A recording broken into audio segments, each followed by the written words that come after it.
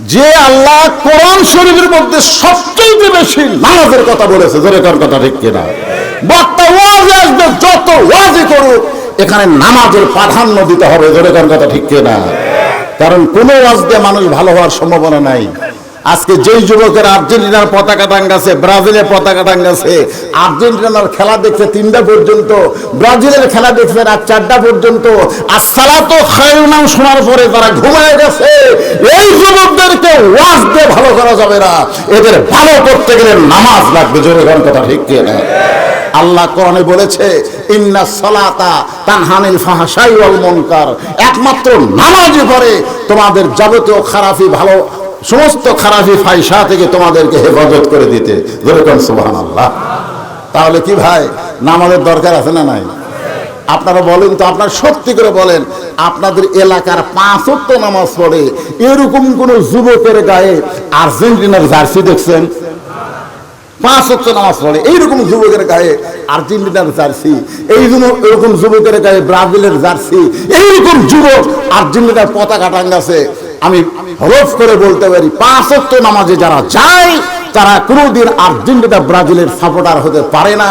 কারণ Argentina Brazil বর্তমানে ইসরায়েলকে সহযোগিতা করতেছে। তুমি জানো মেসি কি? তুমি জানো নেইমার কি? যুবক, জীবন নষ্ট করে দিও না, কারণ হাসরের ময়দানে আমার মতন বুড়া বয়সের লোককে আল্লাহ কিছুই করবে না। আল্লাহ বলবে তোর শৈশবকালের কোনো হিসাব নাই, বুড়া কালের কোনো হিসাব নাই, তাহলে যৌবন কালের হিসাব দিয়ে জান্নাতে যা। আমরা সেই যৌবনটা কাকে দিচ্ছি? মরা তো লাগবেই। যারা মরে গেছে তাদের জন্য শুধু কানলে হবে না, আমরা যারা মরবো কান্দা যেন না লাগে সেই কাজ আমরা দুনিয়াতে করবো, জোরে কোন কথা ঠিক কিনা? মুসা বলতেছে আল্লাহ মৃত্যুকে পছন্দ করার 2 নম্বর কারণ হলো আমার মৃত্যুটা কেবলমাত্র আপনার জন্য আমি অক্ষ করেছি। আল্লাহর কুদরতি মুখে হাসি ফুটে গেছে, সুবহানাল্লাহ। আল্লাহ হাসতেছে।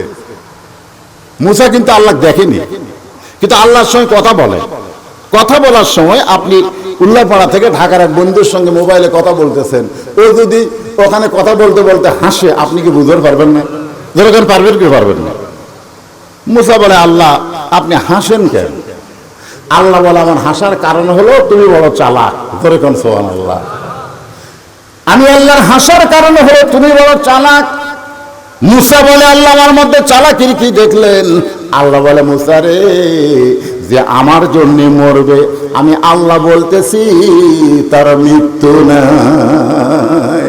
আজকে বাইতুল মুকাদ্দাসকে রক্ষা করার জন্য যারা মরতেছে, আল্লাহ বলেছেন ওয়ালা তাকুলু লিমান ইয়াকতালু ফি সাবিলিল্লাহি আমওয়াতুন বাল আহইয়া বাল আহইয়া বাল আহইয়া ওয়ালাকিন লা তাশউরুন। আমার রাস্তায় যাদের জীবন যাবে তাদেরকে তোমরা মৃত্যু বলো না, আমি আল্লাহ বলতেছি তারা জীবিত। তাহলে বাইতুল মুকাদ্দাসে যে সমস্ত ফিলিস্তিন ভাই আজকে কতগুলা শত শত শহীদ হয়েছে, আপনারা বলেন ওরা কি মরছে? ওরা কি নিজের জন্য যুদ্ধ করছে না আল্লাহর জন্য?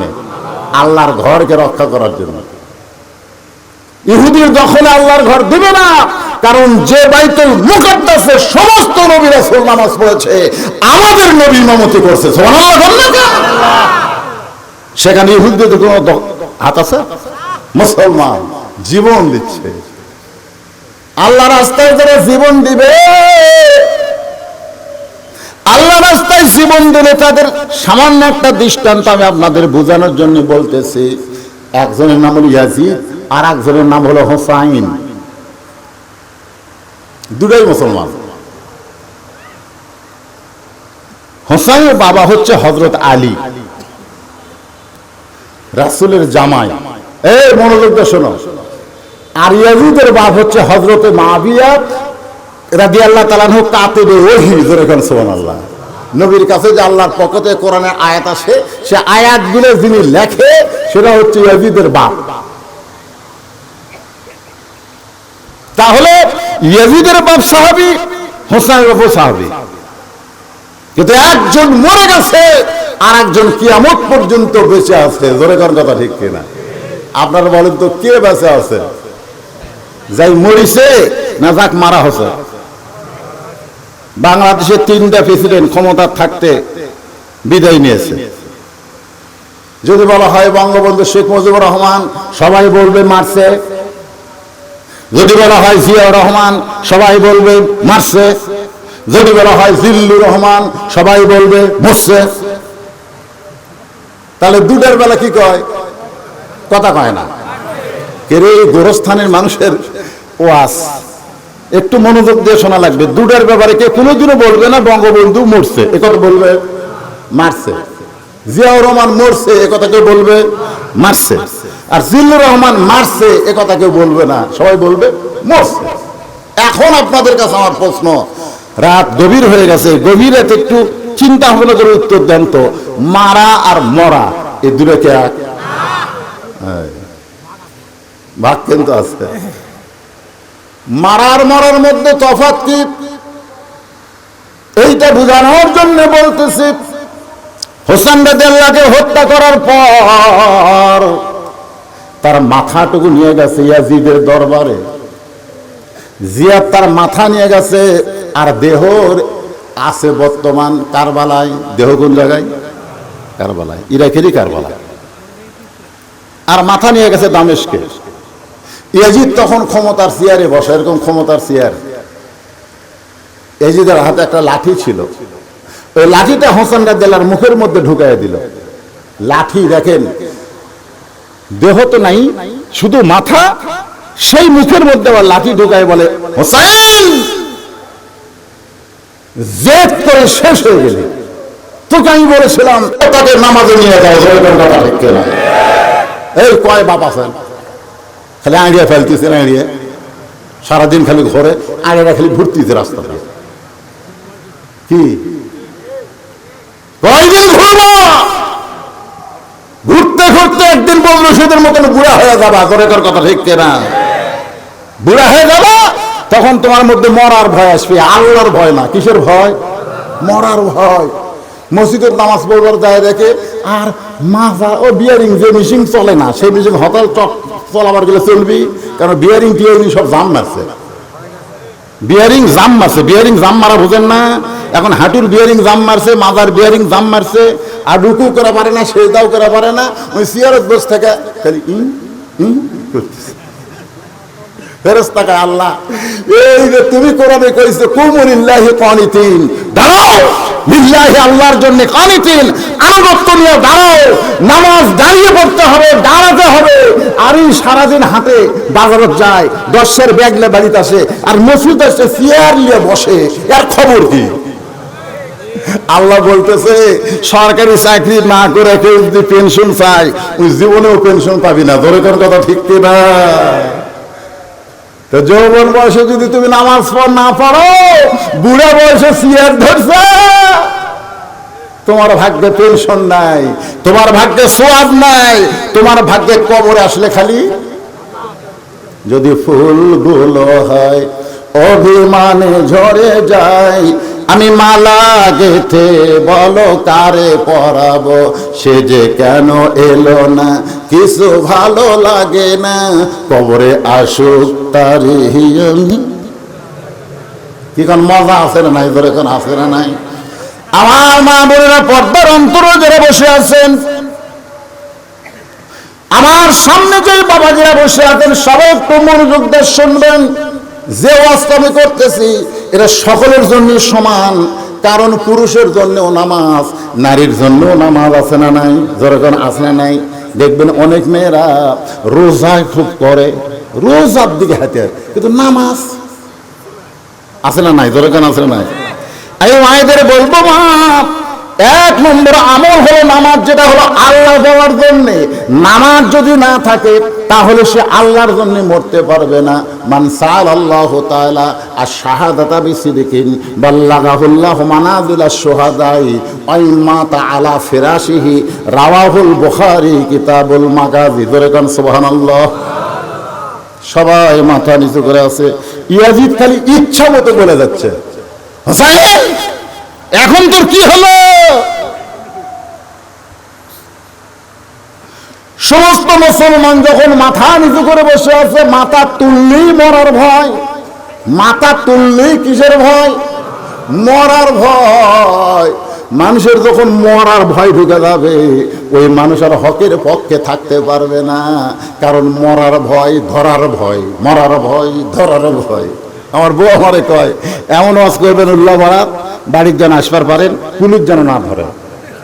আমি কইলাম, আমার এক রেজাউল ভাই, পুলিশ ধরা লাগেনি রে, পুলিশ ধরা লাগেনি রে, চলে গেছে।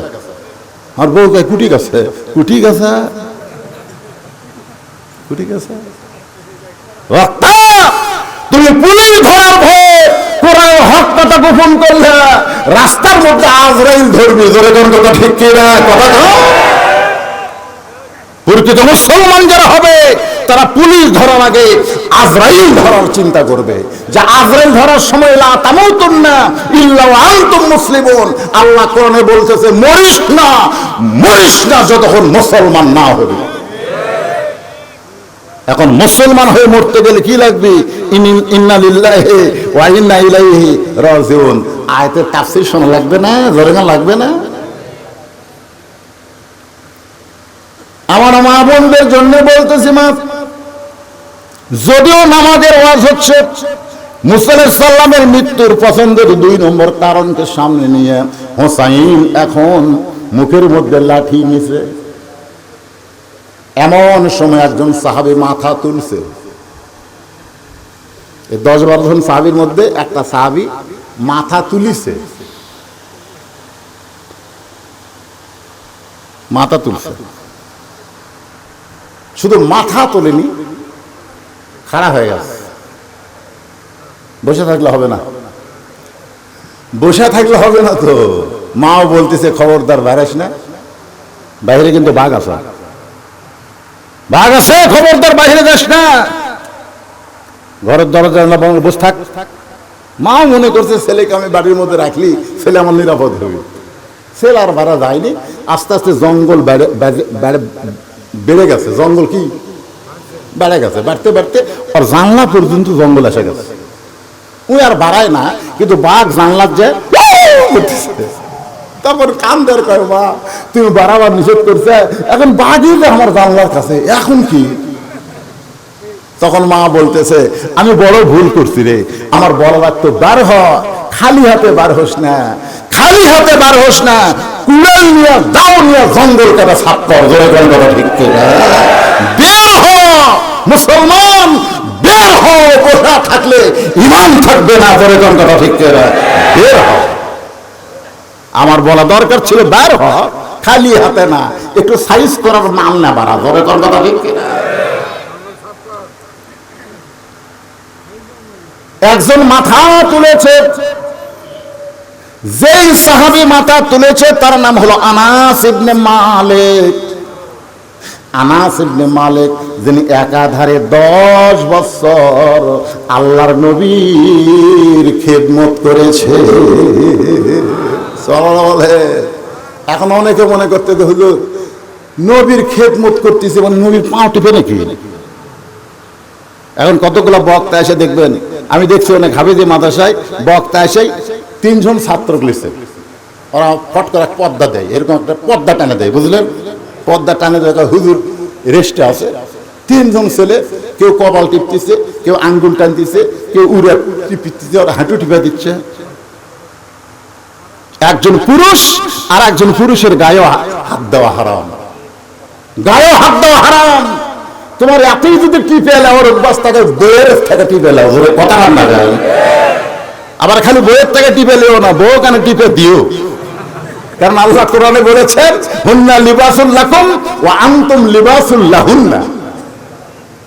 স্বামী হলো বিবির পোশাক, বিবি হলো স্বামীর পোশাক। জোরে কান সুবহানাল্লাহ, সুবহানাল্লাহ জোরে কান। আনাস রাদিয়াল্লাহু বলেন, আমি জীবনে বহু ভুল করেছি, আমি রাসূলের অনেক কথা বুঝতে পারি নাই, ভুল করেছি, কিন্তু এরপরেও 10 বছর রাসূল আমাকে কোনোদিন বললো না, আনাস তুমি এটা কেন করলে, এটা কেন করলে না, এমন কথাও রাসূল কোনোদিন বলে নাই। সুবহানাল্লাহ।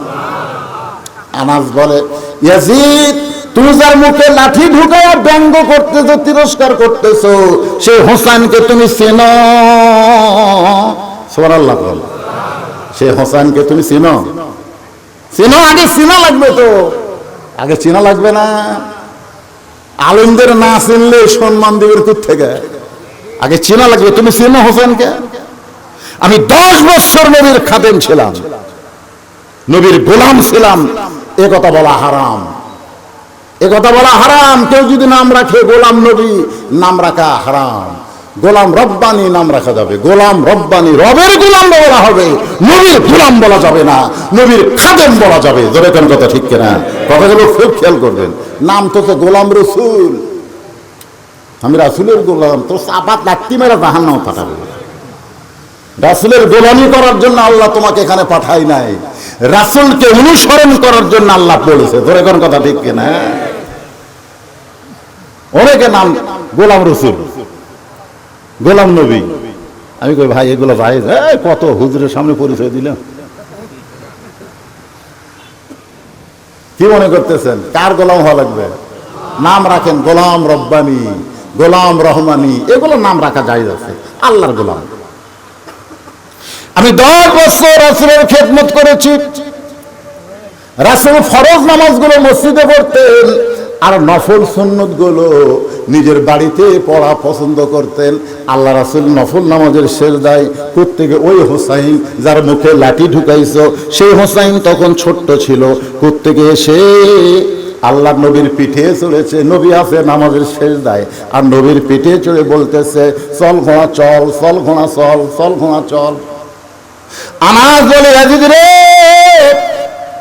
আমার সহ্য হলো না, নবী নামাজের সেজদায় আর হোসেন চল ঘোড়া বলতেছে। আমি আস্তে করে নবীর পিঠ থেকে হোসেনকে যখন নামাতে গেলাম, এমন সময় নবী সেজদা দেওয়া অবস্থায় আমার হাত দিয়ে ইশারা করলেন নামাজ না। আমি আবার ফিরে আসলাম, কিছুক্ষণ পরে হোসেন বলতেছে, যেই ঘোড়া চলে না সেই ঘোড়ার পিঠে চড়ে আমার লাভটা কি? রাগ করে হোসেন যখন ঘর থেকে বার হয়ে যায়, নবী নামাজ শেষ করে যখন সালাম ফিরাই, আমি রাসূলের সামনে গিয়ে বললাম, ইয়া রাসূলুল্লাহ, এত বড় বেয়াদবি হোসেন করলো, আমি নামার চাইলাম কিন্তু আপনি নিষেধ করলেন কেন? রাসূল বলে, আনাস, আমি হোসেনকে পিঠ থেকে নামাবার চাইছিলাম, আমি নামাবার চাইছিলাম কারণ আল্লাহর সেজদায় আছি। এমন সময় আল্লাহ যদি হোসেনের উপর বেজার হয়, এই মনে করে আমি যখন নামাবার চাইলাম, আল্লাহ ডাকতে বলে, হাবিব, আপনি যেমন হোসেনকে ভালোবাসেন, আমি আল্লাহ তেমন ভালোবাসি। আপনার পিঠে যতক্ষণ বসে থাকবে আপনি হোসেনকে নামাবেন না। ওমর ফারুক বললেন, ইয়া রাসূলুল্লাহ, আসরের প্রথম সেজদায়, প্রথম রাকাতের প্রথম সেজদায় আমরা সুবহান রাব্বিল আলা, সুবহান রাব্বিল আলা 3 বার বললাম, কিন্তু দ্বিতীয় সেজদায় 100 বার বলি, তারপরও আপনি সেজদা তোলেন না, কারণ ইমাম সেজদা না তুললে মুসল্লিরা তো সেজদা তোলা যাবে না। ইয়া রাসূলুল্লাহ, তাহলে আসরের নামাজের প্রথম সেজদায় 3 বার আর দ্বিতীয় সেজদার কি 100 বার সুবহান রাব্বিল আলা বলতে হবে? আল্লাহ রাসূল বলে, সাহাবীরা রে, আমি দ্বিতীয় সেজদায় 100 বার সুবহান রাব্বিল আলা বলিনি, কিন্তু সেজদা লম্বা করার কারণ কি তোমরা জানো? বলে, না রাসূল, আমরা তো জানি না। বলে, তোমরাও সেজদায়, আমিও সেজদায়। এমন সময় আমার 2 নাতি হাসান হোসেন এসে আমার পিঠের উপরে চড়ে বসেছে। এখন সেজদা কেমনে তুলি? আমি তুলবার চাই, কিন্তু আল্লাহ তুলতে নিষেধ করে। রে সাহাবীরা শোনো, সাইয়্যিদুশ শাবাবি আহলিল জান্নাহ হাসান হোসেন রাদিয়াল্লাহু তাআলা আনহুমা, জান্নাতি যুবকদের সর্দার হবে হাসান হোসাইন। এদেরকে যে ভালোবাসে না, আমি নবীকেও সে ভালোবাসে না, আর আমি নবীকে যে ভালোবাসে না, সে আল্লাহকেও ভালোবাসে না। আল্লাহকে যদি পাবার চাও, তাহলে নবীর সাথে হাসান হোসেনের প্রেমটাও কলিজার মধ্যে রাইখা দাও। জোরে কান্না সুবহানাল্লাহ। ইয়াজিদ নবীরে ঘোড়া বানাইছে, আল্লাহর ভালো লাগে। আর তুই মুখের মধ্যে লাঠি ঢুকায় তিরস্কার করিস, তুই হোসেনকে চিনিস?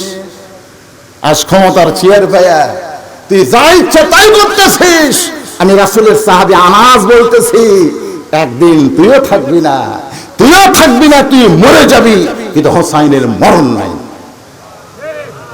উপস্থিত মুসলমান বুঝবার পারলো যে একদিন তুই মরে যাবি, তুই শেষ হয়ে যাবি। ইয়াজিদ মরে গেছে, পচে গেছে। গোটা পৃথিবীতে মুসলমান তো দূরের কথা, একটা হিন্দুর বেটার নাম ইয়াজিদ নাই। যেরকম কথা ঠিক কিনা? আর প্রত্যেকটা পাড়ায় পাড়ায় হোসাইন আছে না নাই? যেরকম আছে না নাই? তার মানে বোঝা গেল আল্লাহর জন্য যারা জীবন দেয় তারা কিন্তু মরে না, তারা কিয়ামত পর্যন্ত অমর হয়ে যায়। মুসা বলে আল্লাহ মৃত্যুকে পছন্দ করার 3 নম্বর কারণ, সুবহানাল্লাহ বলেন, 2 নম্বর কারণ হয়ে গেছে, এখন 3 নম্বর মজার কারণ, অত্যন্ত মজা। এই মজার কারণ বলার আগে আমি একটা গান গাবো। গানটা শুনে আপনারা বুঝবেন, আধা বুঝবেন কিন্তু পুরো বুঝবেন না যে 3 নম্বর কারণটা কি। এই কি হচ্ছে, তোমরা এই ডিস্টার্ব করো, এই দিকে তাকাও, সামনে বসিয়ে করা হয়। 3 নম্বর কারণ একটা গান গায়। এই ছেলেরা, গানটা কিন্তু যিনি গাইছে তিনি হচ্ছে খ্রিস্টান, ওর নাম হলো এন্দ্র কিশোর। যেরকম নাম কি? এন্দ্র কিশোর। আমি খালি চিন্তা করি যে এন্দ্র কিশোর যদি মুসলমান হয়ে মরতো, এই একটা গানই ওকে জান্নাত দিত, কিন্তু না, ওই মুসলমান নয়। যেরকম নবীর চাচা আবু তালেব, রাসূলের যে ভালোবাসা দিছে, আল্লাহ রাসূল নিজেই বলেছে আমি বাপ হারা হতে পারি কিন্তু আমি এতিম না, আমি এতিম নই, আমার বাপ না এটা বলতে পারো, কিন্তু আমার এমন এক চাচা আবু তালেব পেয়েছি যে চাচাকে বাবার পরে আমার বাবা নাই, এ কথা আমার কোনোদিনও মনে হয়নি। এত দয়া করেছে আবু তালেব, তারপরও জান নামি। কারণ কি? ঈমান নাই। আবু জেহেল নামের কোন মুসলমান আছে? আবু লাহাব নামে কোন মুসলমান আছে? কথা কয় না, কিন্তু আবু তালেব আছে। দেখছেন, আবু তালেবও কাফের, আবু লাহাবও কাফের, কিন্তু আবু লাহাব নামে কোন মুসলমান নাই। আবু তালেব নামে কেন আছে? আবু তালেবে তো মুসলমান না, কুফর অবস্থায় চলে গেছে। এটা আজকে আমি আপনাদের বুঝাই দেব, দুটাই নবীর চাচা, আবু লাহাব নবীর চাচা, আবু তালেব নবীর চাচা, দুটাই কাফের। এক কাফেরের নামে কোনো মুসলমানের নাম নাই, আর এক কাফের আবু তালেবের নামে মুসলমানের নাম আছে। যেরকম আছে না নাই? কারণ কি? একজন আবু তালেবকে আমি বললাম, ভাইজান তুমি যে নাম রাখছো আবু তালেব, তুমি জানো আবু তালেবকে? নবীর চাচা। আচ্ছা বলো আবু লাহাবকে? আবু লাহাব তো কাফের। কাফের হলে হবে না, নবীর কে সেটা কও। হুজুর আমি তো জানি না, আমি ওটাও নবীর চাচা। তা আবু লাহাব নাই কে? তোমার নাম আবু তালেব কে? হুজুর আমার বাপ রাখছে, আমি জানি না। রাখা ঠিক আছে, আবু তালেব। আমি বলে আবু তালেব নাম রাখা জায়েজ আছে।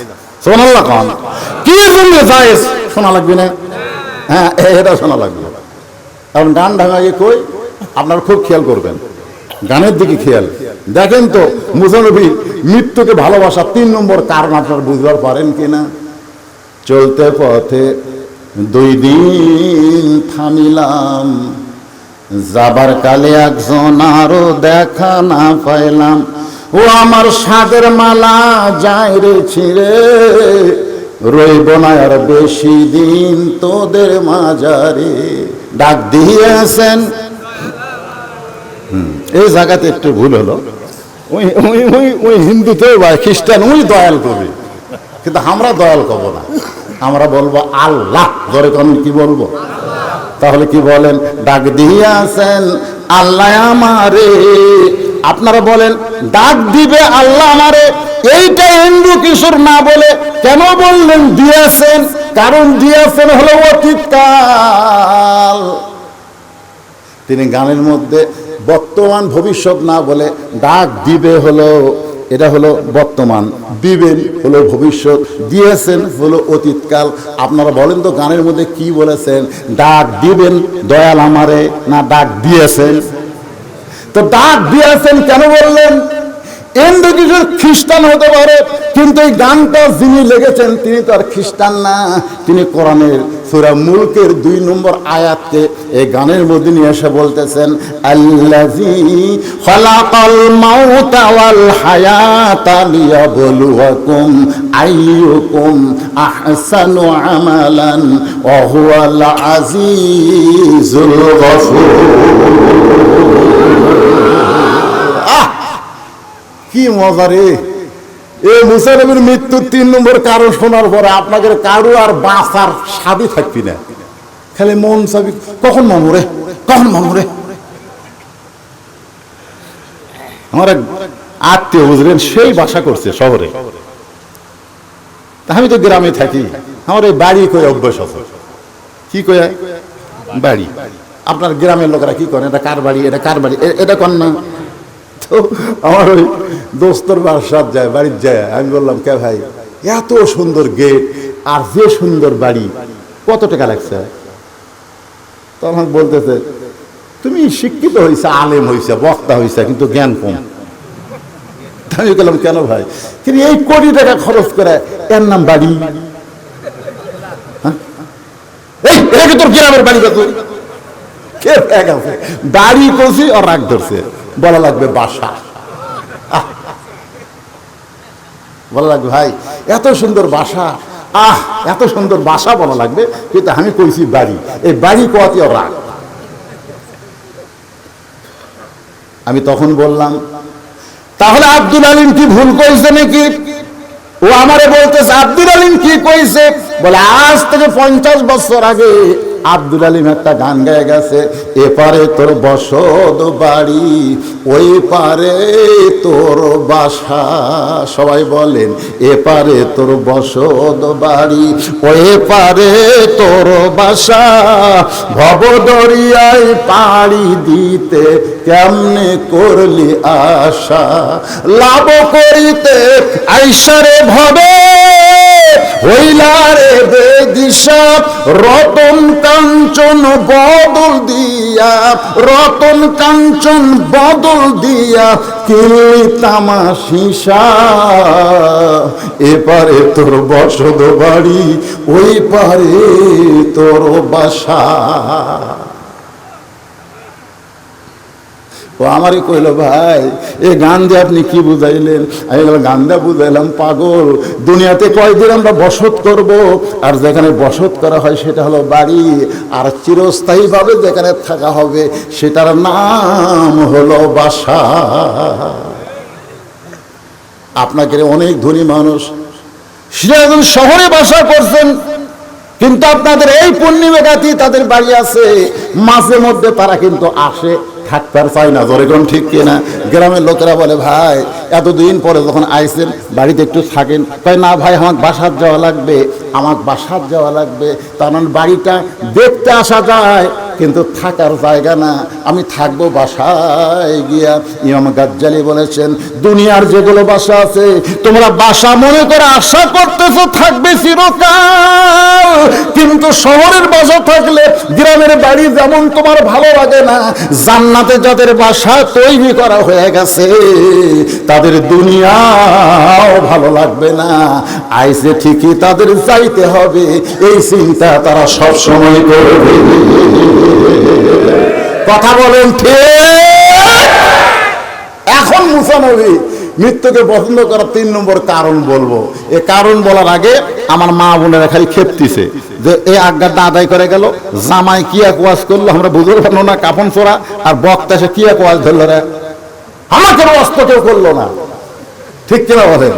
এই জন্য মাত্র 5টা মিনিট, কারণ ওরা যদি ভালো হয় শান্তিকার না, বউ যদি ভালো হয় শান্তিকার, পাড়ার লোকের না স্বামীর। হ্যাঁ আমাদের বউগুলা পাড়া ঠিক হচ্ছে বুঝলেন, কিন্তু বাড়ি ঠিক হয়নি। পাড়া ঠিক, গোটাল পাড়া সবাই বলে ভাবি ভাবি, হ্যাঁ ভাবি আপনার যে কি সাইজ, মনে হয় আপনার বিয়ে হয়নি। দেখো আল্লাহ তোমার কি চোখ দিছে রে।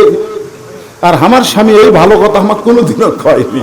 আমি কইলাম যারা বলতেছে ভাবি মনে হয় তোমার বিয়ে হয়নি, এরা এই তারিফ করার কারণে হলো ওভার ডিউটি মারবার চাই। এখান কথা ঠিক না? আর স্বামীর তো ওভার ডিউটি না, স্বামীর হলো ডিউটি।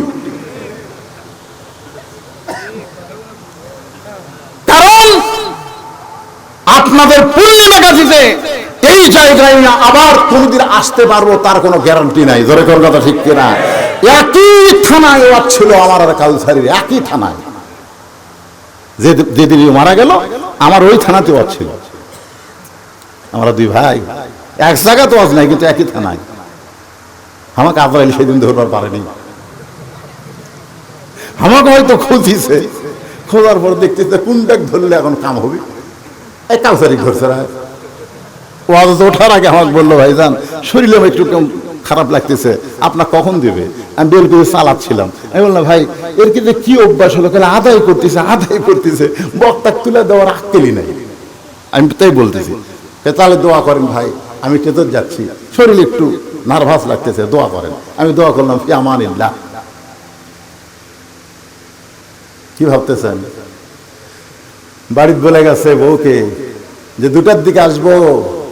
কাউসের ভাইয়ের একটা অভ্যাস ছিল, বাড়িতে আসলে বউ দুধ গরম করে রাখে, 2জন মিলা খায়।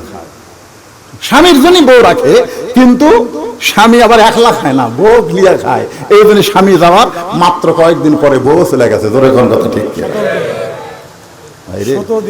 মাত্র 17 দিন পর। এলা গোপন খবর তো জানেন না, খালি ধান্দা। আসতি কানে কানে করে, হুজুর রাজনীতির অর্জন করেন না, কয়দিন থাকবো রে দুনিয়া? হ্যাঁ, কয়দিন থাকবো? বাড়ি বানাতো ঢাকা, 5 তলা 2টা 1.5 লাখ টাকার খাট, 12,000 টাকার কম্বল। পৌষ মাসের 9টার সময় বলতেছে, আমার বাসা, আমার ঘর, আমাক নামাইকে। 2 কান্দের ফেরেশতা বলতেছে, আল্লাহ এ কি কয়? আমার বাসা, আমার ঘর, আমাক নামাইকে। আল্লাহ বলতেছে, ধৈর্য ধর, দেখা যায়। রাত 3টার সময় একটা ভূমিকম্প। ধরে কোন কি কম্প? সামান্য বিল্ডিং লয়ে উঠছে, ওই এত ফোর্সে নামছে, কম্বলের মধ্যে লুঙ্গি খুলে আছে, এরা পর্যন্ত পড়ার টাইম পায়নি। 2 কান্দের ফেরেশতা বলতেছে, আল্লাহ নামাইলা, তাই বলে নিয়াংটা ফেরে নামালা। আল্লাহ বলে, সহজে যদি নাম্বার না চায়, তার ভাগ্য এরকমই হয়। তো ইজ্জুমান তাশা ওয়া তুযিল্লু মান তাশা বিয়াদিকাল খায়র ইন্নাকা আলা কুল্লি শাইইন কাদির। কিছুদিন আগে তুরস্কে ভূমিকম্পে কত মানুষ মারা গেছে, কত বিল্ডিং মাটির তলে চলে গেছে। ধরে কোন কথা ঠিক করে? তো তাহলে এগুলা কি বাড়ি না বাসা? এ কথা কন।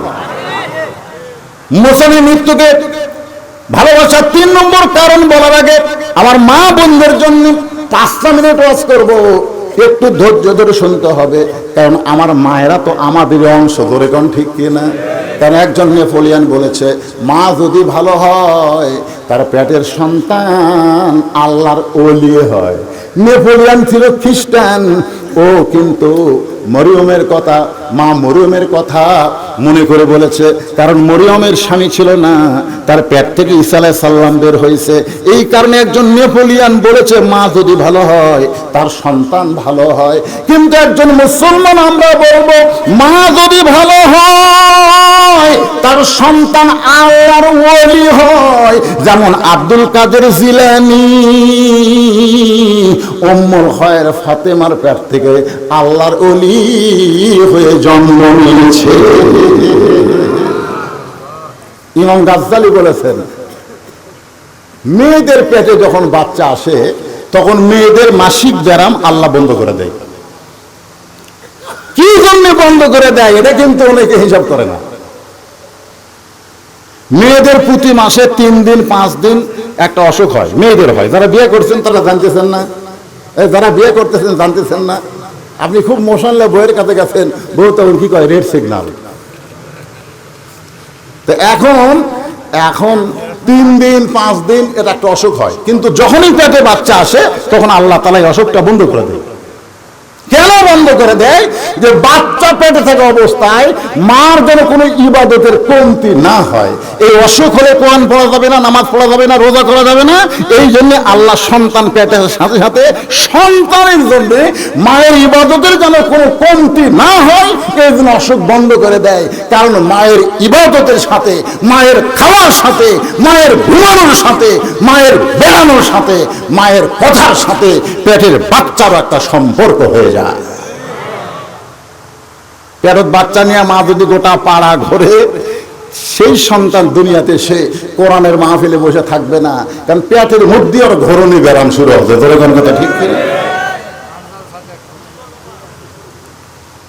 আল্লাহর বান্দার একটু মনোযোগ দেন। মা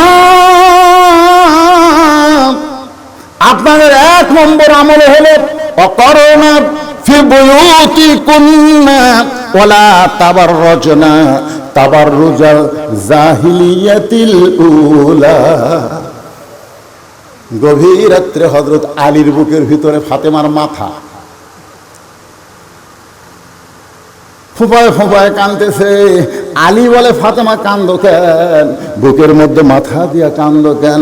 বলে, স্বামী কান্দার কারণ হলো আল্লাহ আমার দোয়া কবুল করছে। সুবহানাল্লাহ কবেন না? হযরত আলী বলতেছে, সুবহানাল্লাহ, আল্লাহ দোয়া কবুল করছে, তাহলে কান্দো কেন? ফাতেমা বলে, স্বামী গো, কি দোয়া আল্লাহ কবুল করছে এইটা কি আপনি শুনবেন না? আলী বলতেছে, তাহলে বলো কি দোয়া আল্লাহ কবুল করলো? ফাতেমা বলতেছে, আল্লাহ আমার পর্দার দোয়া কবুল করেছে। আমি দোয়া করেছি, আল্লাহ এই ফাতেমাকে পর্দার মধ্যে তুমি মৃত্যু দিও। আল্লাহ তাআলা বলেছে, ফাতেমা তোমার দোয়া আমি কবুল করে নিলাম। আলী বলতেছে, তাহলে খুশি হওয়ার কথা, কান্দো কেন? খুশি হওয়ার কথা, কান্দো কেন?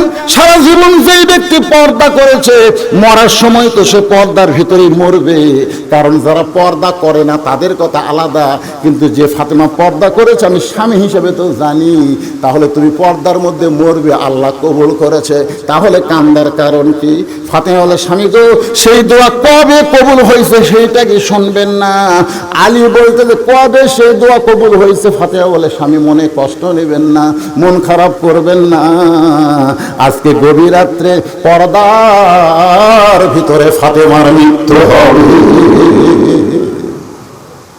أرسل رسوله بالحق بشيرا ونذيرا وداعيا إلى الله بإذنه وسراجا منيرا. فقد قال الله تعالى في كلامه المجيد والفرقان الحميد. জবান খুলে সকলে পড়েন, আউযু বিল্লাহি মিনাশ শাইতানির রাজীম. বিসমিল্লাহির রহমানির রহিম. ইযা আসাবাতুহুম মুসিবাতুন ক্বালু, সকলে বলেন, ইন্না লিল্লাহি ওয়া ইন্না ইলাইহি রাজিউন.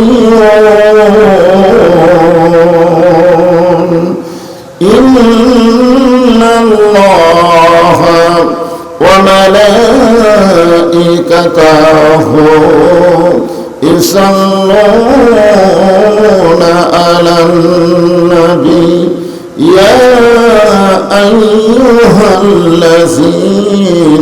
আমানু সাল্লু আলাইহি ওয়া সাল্লিমু তাসলিমা.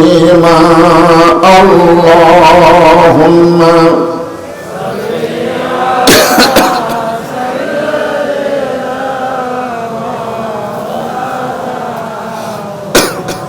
وعلى آل سيدنا شفيعنا হাজার হাজার মানব ছিল সেদিন, রাসূল ছিল মোদের একজনা, সকলে মারিল পাথর, নিষেধ তো কেউ করল না। আল্লাহুম্মা সাইয়্যিদিনা মাওলানা মুহাম্মদ ওয়া আলা আলি সাইয়্যিদিনা শাফিআনা মাশরিকে হুব্বে মুহাম্মদ। সকলে বলি সাল্লাল্লাহু আলাইহি ওয়াসাল্লাম। मतलाए दीवानी माँ, मतलाए खुर्शीद इश्क़ास, सीनाए सोजानी माँ, बलागल उला बिकमालिही, कशफ़त दुजा बिजमालिही, हसनत जमीओ खसालिही, सल्लो अलैहि व आलिही, अल्लाहुम्मा आमीन। জান্নাতের বাগান থেকে জান্নাতি মানুষদেরকে নিয়ে আমি গুনাহগার তোমার রহমতের দরজায় দোখানা হাত তুলেছি আল্লাহ। হাসরের ময়দানে জব্বার আর কাহার নামে রূপ নিয়ে তুমি যখন বিচার শুরু করবে, তোমার সামনে দাঁড়ায়া সমস্ত নবীরা নাফসি নাফসি বলে কাঁদতে থাকবে। এমন কঠিন অবস্থা হাসরে হবে, সেদিন সমস্ত নবী তার উম্মতকে ভুলে যাবে, শুধু বলবে আল্লাহ আমার কি হবে, আমার কি হবে। একমাত্র দরদি নবী শাফাতের কান্ডারি ইয়া রব্বি হাবলি উম্মতি বলে সেজদায় পড়ে যাবে। সেই কঠিন মুসিবতের সময় আজকের এই মাহফিলকে ওসিলা করে আমাদের সবাইকে রাসূলের উম্মতের কাতারে আল্লাহ কবুল করে নিও। সুবহান রাব্বিকা রব্বিল ইজ্জাতি আম্মা ইয়াসিফুন ওয়া সালামুন আলাল মুরসালিন আলহামদুলিল্লাহি রাব্বিল আলামিন। লা ইলাহা ইল্লাল্লাহ।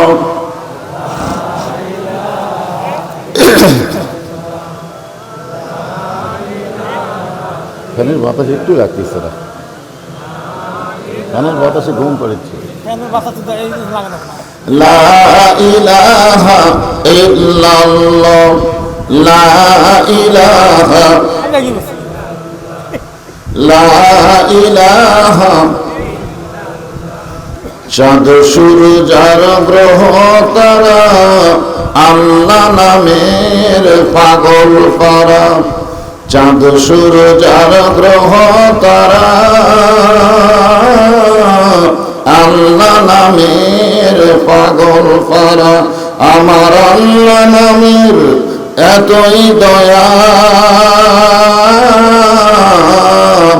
আল্লাহ নামের এতই মায়া, লুকিয়ে রাখছেন হে আল্লাহ জোড়ে লা ইলাহা ইল্লাল্লাহ।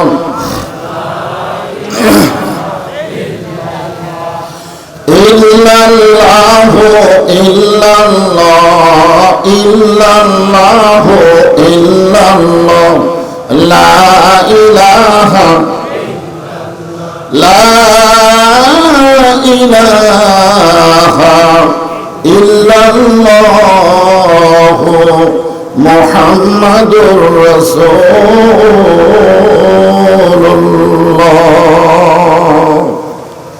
রাসূলের মহব্বতে জবান খুলে সকলে বলি সাল্লাল্লাহু আলাইহি ওয়াসাল্লাম।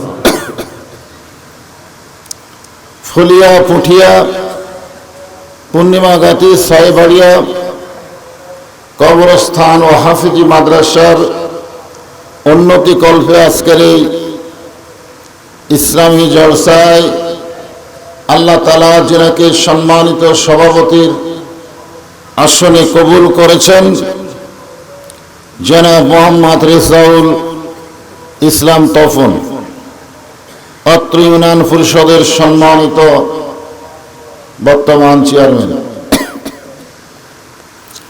আজকের এই মাহফিলের সহসভাপতি জনাব আলহাজ সোহরাব আলী, প্রধান অতিথি জনাব তানবীর ইমাম সহ সম্মানিত অতিথিবৃন্দ, সকলকেই অন্তরের অন্তঃস্থল থেকে আমি শুভেচ্ছা জ্ঞাপন করছি। সম্মানিত ওলামায়ে কেরাম,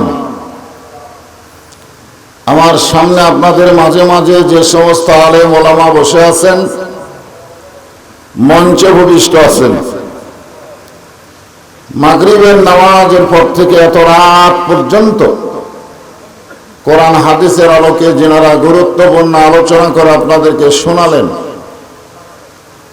আলেম ওলামা সহ আজকের মাহফিলের বক্তাগণকে অন্তরের অন্তঃস্থল থেকে আমি শুভেচ্ছা জ্ঞাপন করছি।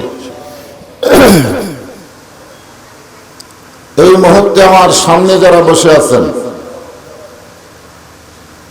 যিনাদেরকে দেখার জন্য আল্লাহ অসংখ্য রহমতের ফেরেশতা নাজিল করেছেন, বক্তা দেখার জন্য আসে নাই, আপনাদেরকে দেখার জন্য এসেছেন। ফেরেশতারা এসেছেন কেন? আল্লাহর হুকুমে। জোরে বলেন, কার হুকুমে?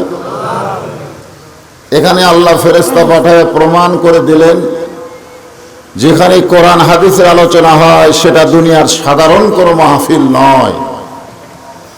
যেই মাহফিলকে রাসূলের ভাষায় বলা হয়েছে রিয়াজুল জান্নাহ, বেহেশতের টুকরা। বলেন সুবহানাল্লাহ। আমার সামনেই বেহেশতের টুকরার ভিতরে যারা বসে আছেন, এই সকল আল্লাহর বান্দাদেরকে অন্তরের অন্তঃস্থল থেকে আমি শুভেচ্ছা জ্ঞাপন করছি। সম্মানিত মা বোনেরা, পর্দার অন্তরালে বসে যিনি আলোচনা শুনতেছেন, আমি তাদেরকেও শ্রদ্ধা জ্ঞাপন করে এই মুহূর্তে জানতে চাচ্ছি আপনারা সকলে কেমন আছেন? আলহামদুলিল্লাহ আলা কুল্লি হাল।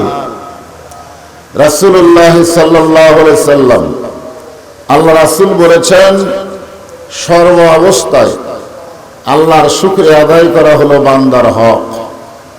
সর্ব অবস্থায়, আপনি যে অবস্থায় থাকেন না কেন, শুকরিয়া করতে হবে কার? এই সম্পর্কে রাসূলের একটা হাদিস আছে, লাইন শাকারতুম লাযিদান্নাকুম, কোরআনের আয়াত। আর এই সম্পর্কে রাসূলের একটা হাদিস, হাদিসটা রচিত হয়েছে মুসা নবীকে লক্ষ্য করে। মুসা আলাইহিস সালাম একদিন তুর পর্বতে যাচ্ছেন আল্লাহর সঙ্গে কথা বলার জন্য। যাওয়ার সময় দেখে একটা ধনী মানুষ রাস্তায় দাঁড়িয়ে দাঁড়িয়ে কাঁদতেছে। মুসা আলাইহিস সালাম বললেন, কাঁদো কেন? ভাই আল্লাহর নবী, আপনি যখন আল্লাহর সঙ্গে কথা বলবেন তখন আমার কথা একটু আল্লাহকে বলবেন, আল্লাহ যেন আমার সম্পদ কমায় দেয়, কারণ এই বেশি সম্পদের মালিক হয়ে আমি খুব বিপদে আছি। আল্লাহ কোরআনে বলেছেন, ইন্নামা আমওয়ালুকুম ওয়া আওলাদুকুম ফিতনাহ, সম্পদ আর সন্তান হলো তোমাদের বিপদের কারণ। সম্পদ বেশি থাকলে হিসাব করে শতকরা 2.5 টাকা আল্লাহ রাস্তায় গরিবদের দিতে হবে। জোরে কোন ঠিক কিনা? তাহলে সম্পদ যাদের বেশি তাদের হিসাব করার দরকার আছে না নাই? হিসাব করে কড়া গন্ডায় একেবারে